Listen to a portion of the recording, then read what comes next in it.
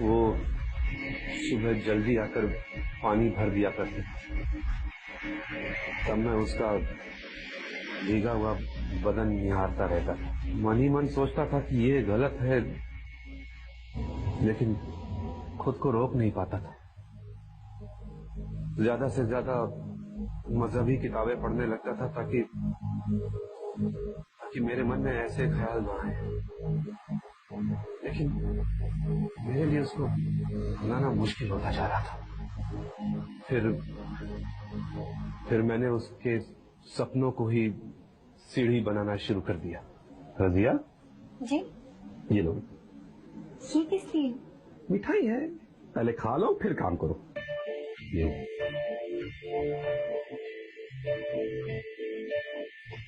अरे यहाँ इधर आओ, चलो यहाँ बैठो आराम से। बैठो, बताओ क्या हुआ है? मुझे बताओ क्या हुआ? चाचा, मैं कभी कभी सोचती हूँ मैं यहाँ पर इतने मजे कर रही हूँ, मिठाइयाँ खा रही हूँ, मेरी अम्मी वहाँ पर जैसे तैसे गुजारा कर रही है। मैं मेरी अम्मी को यहाँ पर लाना चाहती हूँ, मुझे सारी खुशियाँ देना चाहती हूँ, मेरी अम्मी को हज करवाना चाहती हूँ। हो जाएगा रजिया, सब हो जाएगा, अल्लाह पे भरोसा रखो। ये लो। नहीं चाचा, पैसे किसके? ईदी समझ के रख लो, अम्मी के लिए कपड़े। हंसो भी। वो नहीं जानती थी कि मेरे मन में हवस के अलावा और कुछ नहीं है। एक दिन मैंने उसे बीमारी के बहाने घर पे बुला लिया। अरे रजिया, कमर में बहुत दर्द है।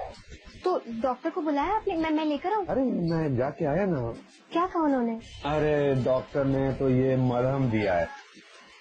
मैं किसी मसाज करने वाले को ढूंढ रहा था, कम्बख्त मिला ही नहीं कोई। अल्लाह बहुत है। चाचा, आप भी ना इतनी सी बात के लिए किसी को बुलाने की क्या जरूरत है? मैं मल देती हूँ, लाइए। नहीं बेटा, तुम नहीं।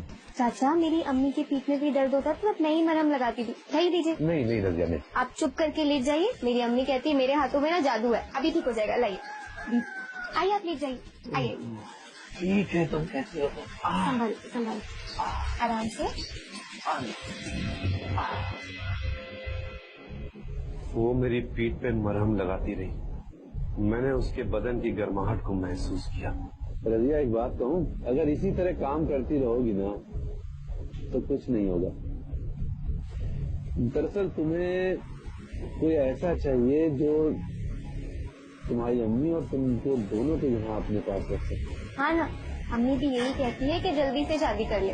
पता नहीं क्यों अम्मी को लगता है मैं कोई हूर की परी हूँ और कोई शहजादा आके मुझे ले जाएगा, पर वो समझती ही नहीं है कि मैं बर्तन मांजने वाली हूँ और पढ़ी लिखी भी नहीं हूँ। मेरे लिए तो तुम किसी हूर परी से कम नहीं। चाचा ने आसिम को, वो उठकर चली गई। अगले दिन नहीं आई, मगर जब लौटी तो शायद उसने सच्चाई का सामना कर लिया। उसने जान लिया था कि ये रिश्ता उसके सारे अरमान पूरे कर सकता है, उसकी माँ को यहाँ ला सकता है। तो आपने उसके साथ शादी करने का फैसला कर लिया, तो फिर ऐसा क्या हुआ जो आपने उसके साथ ऐसा सलूक किया? नहीं, मेरा शादी करने का कोई इरादा नहीं। हाँ, मैं जानता था कि वो नेक है, पाक है, सिर्फ पैसों के बदले में वो खुद को किसी के हवाले नहीं करेगी।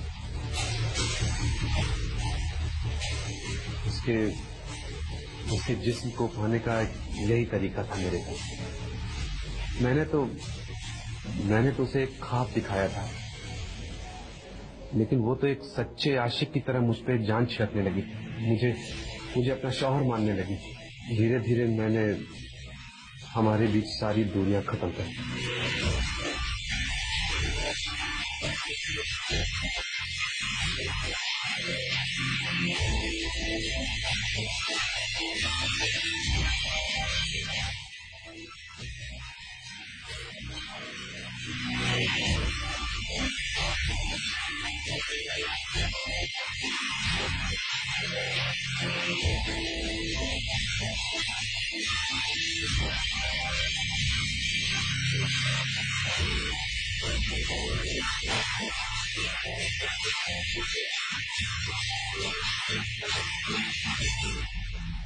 और फिर एक दिन वो घर आई। सुनिए, हाँ बोलो।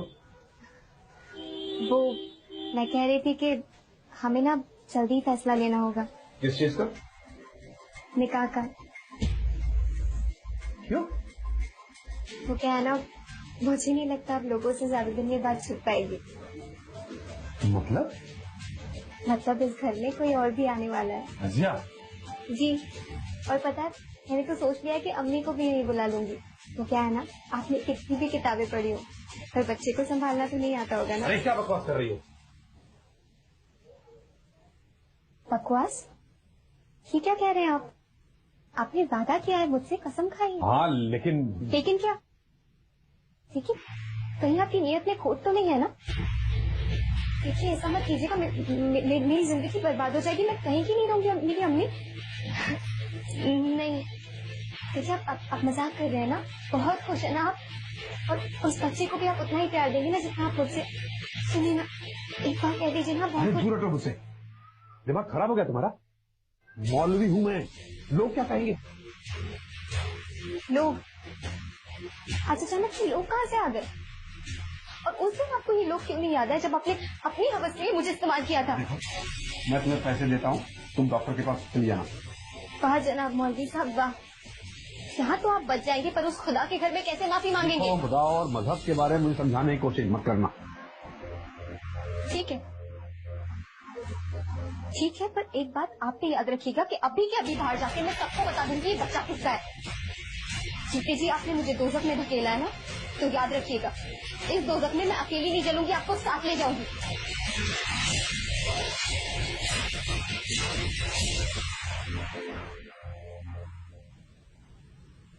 वो चली गई और मैं होश में आ गया। तो जान गया कि ये सब भारी पड़ने वाला है। मैंने उसे फोन किया और घर बुला लिया। तुम जीत गई। क्या? मैं तो पहले से ही जानता था कि तुम उम्मीद से हो। बस ये देख रहा था कि तुम इस बुड्ढे को चाहती हो या नहीं। मतलब ये रजिया कि तुम्हारे लिए कई नौजवान हंसते हंसते निकाह के लिए तैयार हो जाएंगे, मगर मैं सोचता था कि तुम, लेकिन अब मुझे यकीन हो गया है कि तुम भी मुझे उतना ही चाहती हो जितना कि मैं तुम्हें चाहता हूँ। अल्लाह, आपने तो मेरी होश ही उड़ा दिए थे। सच में आप सब कुछ हो मेरे लिए, मगर आपने मेरे बारे में शक किया। रजिया, ये मेरी नहीं, इस उम्र की गलती है। देखिए, आपको मेरी कसम है, दोबारा ऐसे हम दोनों के बीच इस उम्र वाली बात को मत आने दीजिएगा। ठीक है, तुम्हारी कसम। अच्छा एक काम करना, तुम कल आ जाना, हम लोग तय कर लेंगे कि निकाह कब करना है, कहाँ करना है, किसको किसको बुलाना है। और तुम अपनी अम्मी को भी बुला लेना, भाई उन्हें भी तो दामाद पसंद आना चाहिए। वो दिन तो टल गया, मगर मैं उसे यूं कब तक टालता। एक ना एक दिन इस मसले को तो सुलझाना ही था। इस तकलीफ से निजात पानी ही थी। अगर वो मेरा भांडा फोड़ देती तो जो इज्जत, जो प्यार और भरोसा मैंने लोगों के बीच बनाया, वो तो चूर चूर हो जाता।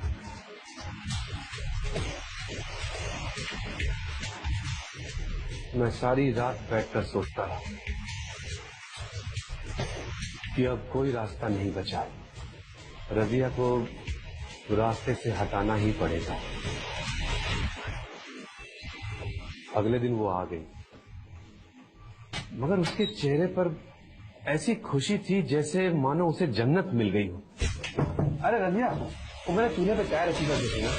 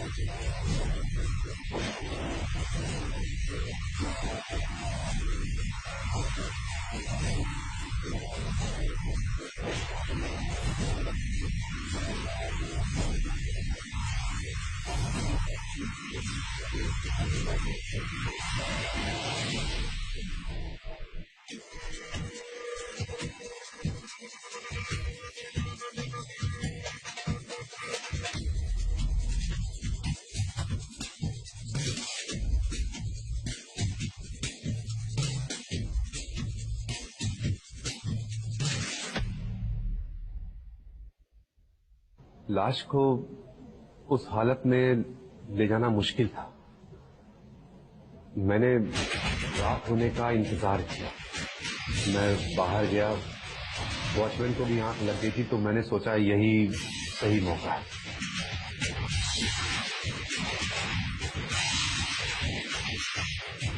मगर कमाल वहां खड़ा हुआ। मैं समझ गया कि ये पागल यहां से जाने वाला नहीं है। फिर भी मैंने इंतजार किया, लेकिन जब वो वहां से नहीं हटा तो फिर मैं घर वापस आ गया और चाकू उठाया और लाश के टुकड़े टुकड़े करके एक एक टुकड़ा पखाने की पाइप से बहाना शुरू कर दिया। और कोई चारा नहीं था मेरे पास, और जो टुकड़े पाइप से नहीं थे